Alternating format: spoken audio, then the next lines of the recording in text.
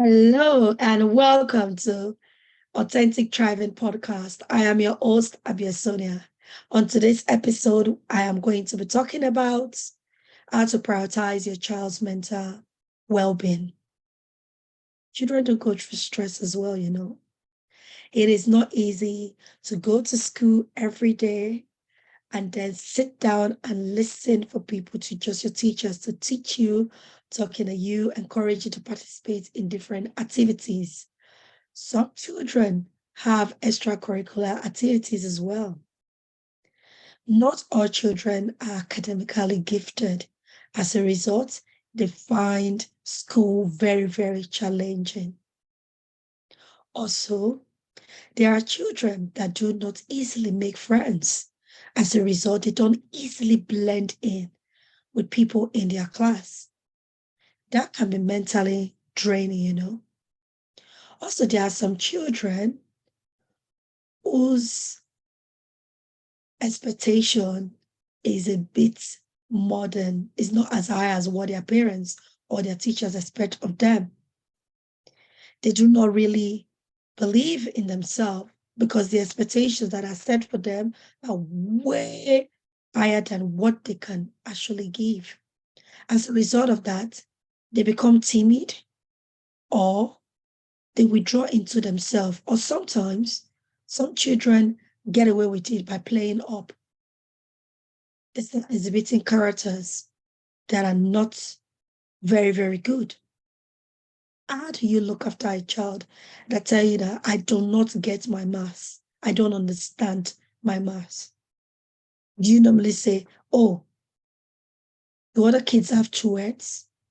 Or do you just shout at them, what were you doing in class when the teacher was teaching it? When the teacher was explaining it? Or do you take our time to actually sit down with that child and find out how to help and support the child to understand? There are different learning needs.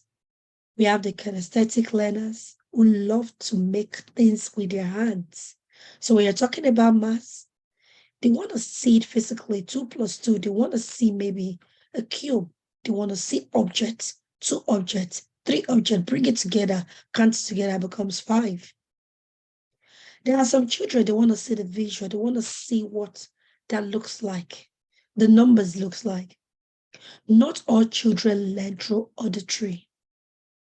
So when you are finding it difficult to pass information to your child, or your child is finding it difficult to understand what you're passing to them in terms of information, you need to understand your child. What is their learning need? There are children that are auditory. They are very, very good when you give them instructions, they go with it. There are children that need the visual. They want to be able to imagine what you're talking about. There are children you have to teach by doing. You have to practically do whatever you're asking them to do. You have to show them an example, demonstrate it. So when you are trying to show a visual learner through auditory, that child is going to struggle. The child is going to struggle. The child will be frustrated. The child can become overwhelmed. So this is why it is very, very important to know your child's learning need. You may be asking, how do I know my child's learning need? I am not even a teacher. You can know your child's learning need by listening to the way they describe things. When your child repeatedly say, I can't see what you're talking about. I cannot see you. The words that they always use words that has to do with visuals. They are visual learners. Or they are constantly saying, I don't know how to do what you're asking me to do. They might be kinesthetic learner. Or the child that will constantly say, I can't hear you. I don't get what you're saying. I can't hear what you're telling me. I can't understand it. That child might be auditory. Also, there are different softwares, some different apps. You can get your child, if they are of age, to do those tests and see the type of learner that they are. When you understand the kind of learner that your child is, or the best way your child learns, it makes it so easy for you to communicate with that child based on how they understand, based on their representational style of learning. So by then, you are not frustrated. Your child is not frustrated. Also, there are children who are not very, very academic, no matter what you do. If you like, you put them into extra tuition, they are not very, very academic. However, when you give them things to make, when you ask them to produce things, they will be very, very good at it. Or sometimes they might not necessarily like a particular subject. I, for one, as a child, I did not like maths. I did not like maths because the teachers, they just made it sound so complicated. I'm actually a visual and a kinesthetic learner. I like to see, I like to visualize what I'm doing. I like to work with my hands. So yes, you might be thinking there are some people that are a mixture of all of them. We do have a mixture of learning need in us. However, there are particular ones that are dominant. There must be one that will be dominant or two that are dominant. So that is what I'm talking about. So when you're just talking at me and talking at me and talking at me, I may not necessarily understand what you're talking about, except you show me, except you demonstrate it, and then I'll become more understanding. I'll understand what you're talking about. The same thing goes for children. Then another way that you can prioritize your child's mental health is by celebrating. Learn to celebrate your child. We are very quick to dish out the sanctions. Why did you not do this? Why did you not do that? But very often, our children, they do the right thing even without being asked. Catch them being good and you don't even acknowledge it. If you rate yourself, do you correct more than you praise? Think about it. Are you often correcting your children more than you praise them? If you reflect on that briefly, then you'll be the judge of what you need to do next. You need to learn to praise your children, not only when they do what you ask them to do, but you can also catch them being good. Catch them being good. It is so, so great. So a child that don't normally tidy up their room, all of a sudden is tidying up their room, laying their bed out nicely and everything. You just come in and meet them, wow, this is really good. Well done. Because they were not expecting it, or they were probably planning to surprise you, they'll be so proud. Yeah, I made mommy proud. Or also, it's not really about making our parents proud. It's about making them proud. So when a child tells you, did I make you proud, mommy? You also tell them you made yourself proud. You have made yourself proud. Let them take ownership so that they don't become people pleasers, or they don't often wait for people to validate them. So when they are being good, ensure that all the acknowledgement goes back to them. Well done for doing that. Wow, that is really, really good. You've worked really hard to do that. You are using your initiative. This is really good. Let them know and ask them, how does it feel to do that? Oh, I feel good, mommy. That is good. That is really, really good. Don't make it about yourself. Don't make it about making mommy and daddy happy. Make it about them. The same thing goes for a child that did not excel in a particular thing they set out to do. Maybe they slip a little bit in their grade. You don't have to always tell them off. There are ways that you can do that. That you can make them understand and become responsible adults, be responsible for their actions of how their results turn out. Sit down with them, ask them a question. How come you normally score 100% in your spellings, but today you scored 90? What do you think happened? I tell you what, those children, they know exactly what happened. You'll be surprised that child will tell you, mommy, I did not study as often as I should have, or as I often do. So then you can say, okay, now you realize that you need to study in a certain way What will you do next time? Mommy, I will study as often as possible next time. That's good. So what you've done there, you've turned a situation that was supposed to be seen as a weakness, as a learning opportunity, as a bonding time between you and your child. And you have also given the child the privilege to realize that there is no such thing as failure. It's actually first attempt in learning. Even if it's the second time, yes, it is still an attempt in learning. You've given that child the opportunity to learn that there is a lesson to be learned in every experience. So what are you doing? You are making that child more resilient.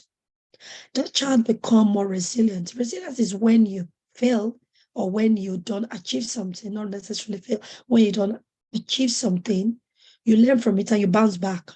That is what resilience is all about. So when you expose your child to that, it is actually a great seed you are planting in them.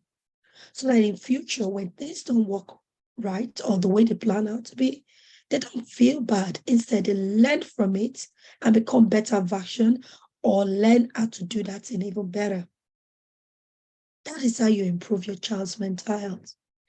Another way that we can prioritize our child's mental health is to ensure that you do not compare them. My daughter once told me, because I often ask them, how can mommy and daddy improve in the way we are looking after you? And my daughter looked at me and she said, don't compare me. I was like, compare? What do you mean? She was like, yeah, sometimes when you see XYZ doing this and you're like, oh, look, this person is doing that. Is that person not your mate? He said, mommy, you are comparing me and I don't like it. I am me and that person is that person. We are not the same. I was taken back and I apologize. I'm really sorry. Please, if I forget and I repeat it, let me know so that I become more aware of it and I don't do it again. She was like, okay, mommy, I'll let you know. Do not compare your child with other people. Even do not compare them with their siblings. Children do not like that. I learned the hard way. They don't like it. Don't compare your child with anybody. They are unique. Let them know that they are unique. They are special. Rate them based on their own rating. Don't compare them with others.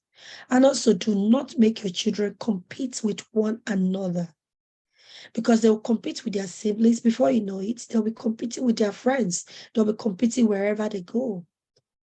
So even if you want to play a game, just that is different, a game. But when you become, your sister got 6 straight A's, you're getting all B's. Do your sister have 2 and you have 1? Things like that. It is so, so bad. It is not good. I am guilty of it. So I'm learning as well. So these are the things I'm learning from experiences. I'm learning from people around me. It is very, very important that we realize that when you compete, when you compare, children do not like that. You are not boosting their mental health. Their mental well-being is very, very important. Allow them to be confident in themselves, to be confident in their capabilities. It is better for them to be authentic than to start behaving like other people. Because when they do, who will they be? They will become them. They lose their self-confidence. They lose their self-esteem. It is very, very important that we protect our children's self-esteem. Another way we can prioritize our children's mental health is to ensure that we have proper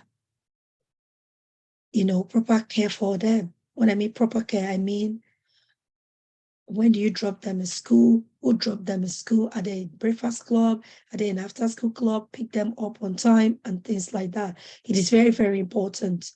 When you do not have appropriate childcare for your child, you are leaving them exposed to all sorts of things that are just unimaginable.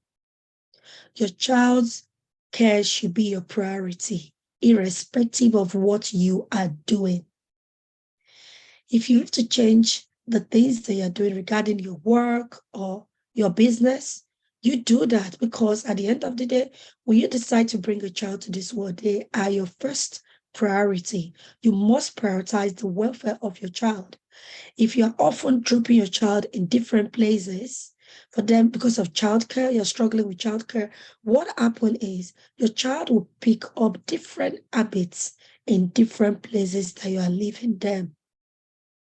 And if those people are not necessarily the right role model, or maybe they don't have the same values and beliefs as you are exposing your child to pick up values and belief systems that are different from your family's. And that could potentially bring danger or bring repercussions as they get older. If you do not drink, you are often leaving your child in a place where they are exposed to drinking or smoking. What that means, you are giving that child a conflicting message. You are telling that child it's okay to do that because they might not see you do it, but when they see other adults just like mommy and daddy doing it, they feel that it is okay to smoke, it is okay to drink, it is okay to do other things because mommy trusts these people enough to leave me under their care. That means I can also copy some of the things that they do. Children don't often do as we tell them, they do as we do. Children learn more by saying what we do, and they will copy it to the latter. So if you want to preserve your child's mental health, prioritize their childcare. Make sure their childcare is appropriately, I can't even get the words out of my mouth, appropriately catered for. Make sure you have a good structure systems for them. It is so important because once the damage is made, it is so hard. It is so hard. It is so hard to rectify it. I said that 3 times for you to know that is very serious. We have heard of people that have left their child with someone they thought they trust. And at the end of the day, the child is being groomed. There are people that could not tell their parents they were abused. In the hands of people, they were left to care for them. They were abused. And those children grow up not being able to tell mommy and daddy what happened to them. Then they start using maladaptive behavior to cope with the trauma. Maladaptive behavior is when you use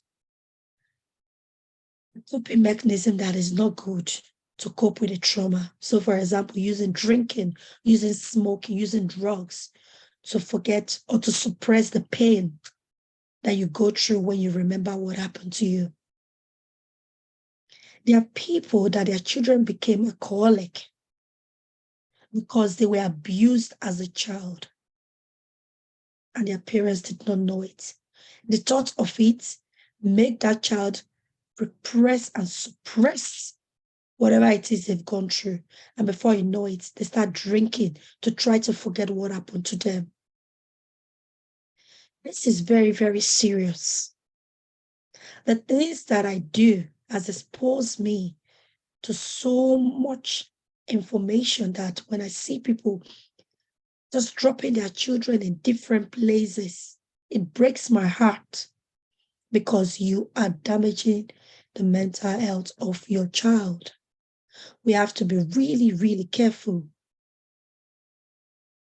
and ensure that we prioritize the mental well-being of the little ones that we have been blessed with. It's so important. Very, very important.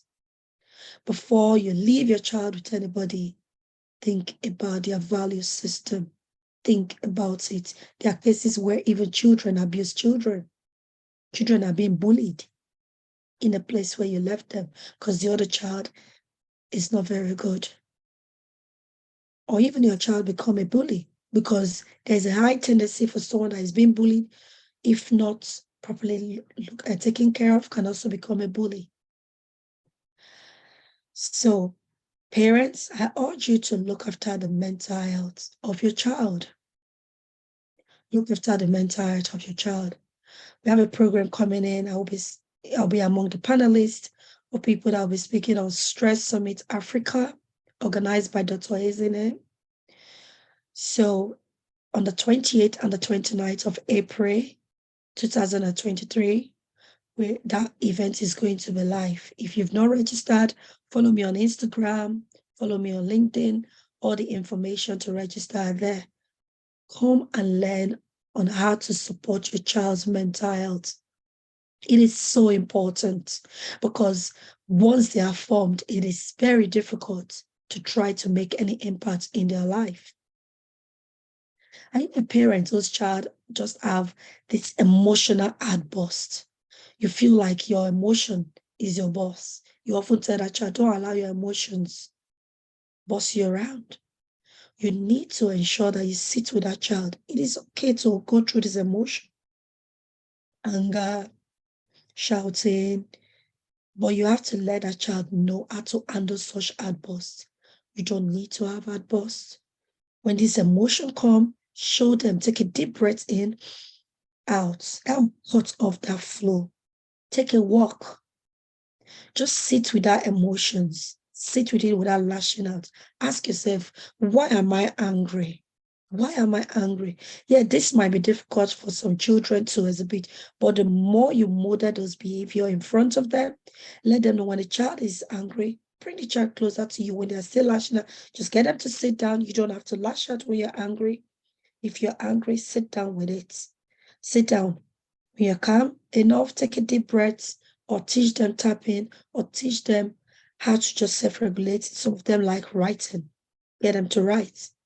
Then let them sit down, ask themselves, why am I angry? Why am I angry? Okay, this person called you a name. Okay. Is that your name? Ask yourself, is that your name? This is why it's so important for us to teach our children about their identity. If your child know who they are, yes, someone called them a name that is vile. They're not going to have those emotional outbursts. They will just be upset that that person made such statement to them, but they may not necessarily have the outburst. Sit with your child, show them how to handle their emotions, deep breathing, tapping, walking away, writing. But they don't have to avoid or pretend that their emotions is not there, but just teach them how to manage it. Sit down, take a deep breath, talk to yourself, talk to yourself, talk to yourself. For example, that sound just gave me a jump. So those are things that you can show your children.